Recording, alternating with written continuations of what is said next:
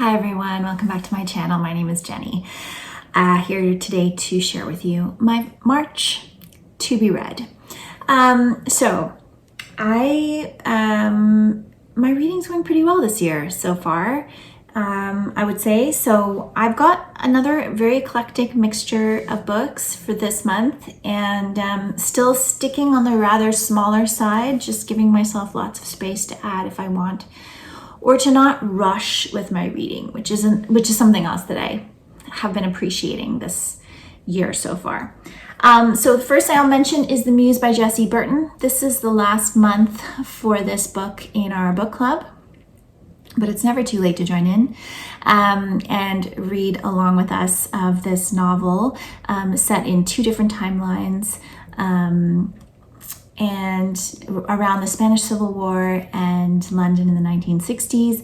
And we have some paintings that have mysterious origin, and a young woman from the Caribbean who is trying to find her voice as an artist. So very fun novel thus far, and I'm sure it will have an interesting conclusion at the end of March. And we have, in my Patreon book club, which details are down below, we have a chat every month about the book, and you're welcome to find out more details about that there. Okay, so I've included two other novels on my list for March. The first one is The Children of Men by P.D. James. You may be aware that this was made into a film probably a decade ago now, and this is a future dystopia where humans stop being able to reproduce. And so it is a look at the politics and the cultural implications of living in a world where there are no more children. I really enjoyed the film. I'm really looking forward to reading the novel. And then the next novel is called Days of Light by Megan Hunter.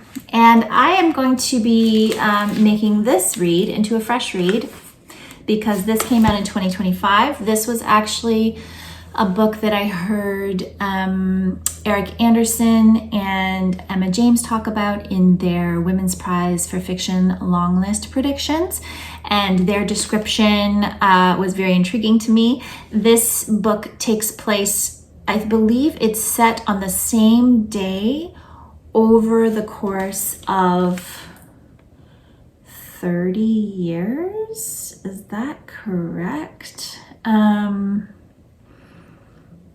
So this isn't, and it's also inspired by the Bloomsbury Group. If you've never been around here before, the Bloomsbury Group is a particular area of interest for me. I try to read at least one book a year that is themed around the Bloomsbury Group: a biography, a memoir, a novel, nonfiction, essays, whatever. And so I thought there'll probably be another one besides this one this year, but I thought it might be fun to increase my Bloomsbury Diary videos and also read more about Bloomsbury because I love to. So yeah, I'm just trying to get the gist of the... Yes, so a philosophical and intimate journey through time, Days of Light chronicles 6 pivotal days across 6 decades to tell the story of Ivy's pursuit of answers to the events of this fateful Easter Sunday and the shifting desires of her own heart moving through the Second World War up to the close of the 20th century. So I don't know, I'm a sucker for these types of books. I think I like that idea, this idea of like examining the same day over 6 decades and seeing what happens and what this one character experiences through that. So that is Days of Light.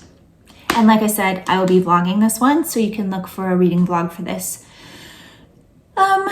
probably near the end of March, beginning of April. My audiobook for March is Indigenous Rights by Chelsea Vowel.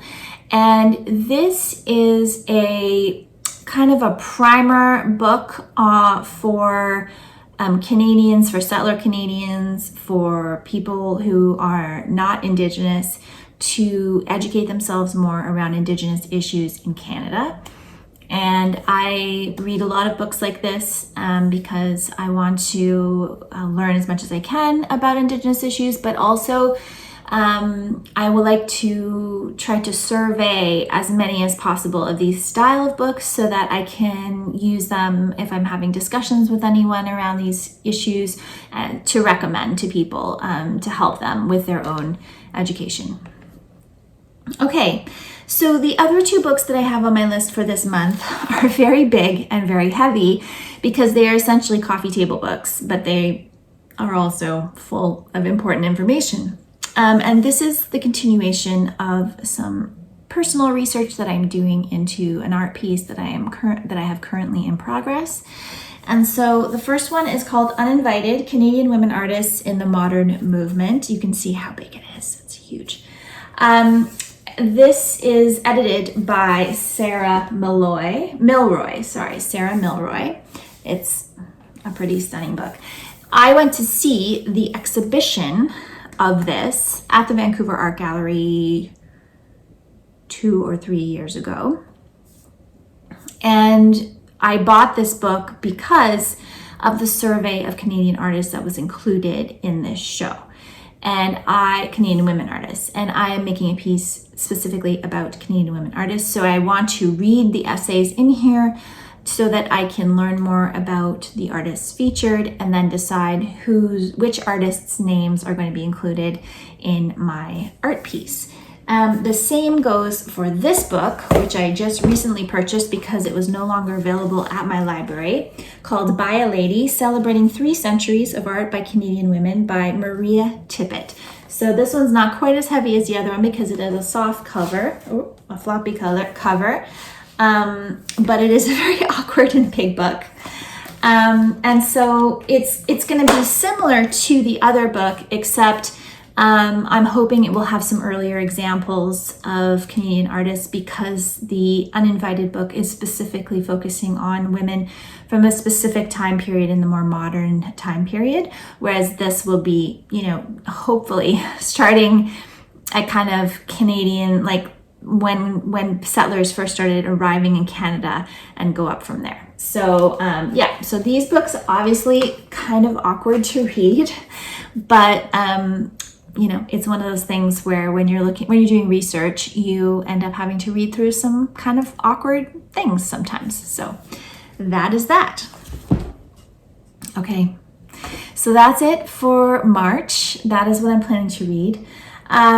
Again, if I happen to get through all these and need another book in there because I don't have a really long one the way I did last month, I might add another novel in there. And if I do add anything, all of the books are wrapped up in my monthly wrap-ups, so you can have a look there when that video will come out, which is usually mid to late April, and you'll be able to see those books then. So thank you so much for watching, and I will be back again soon with another video.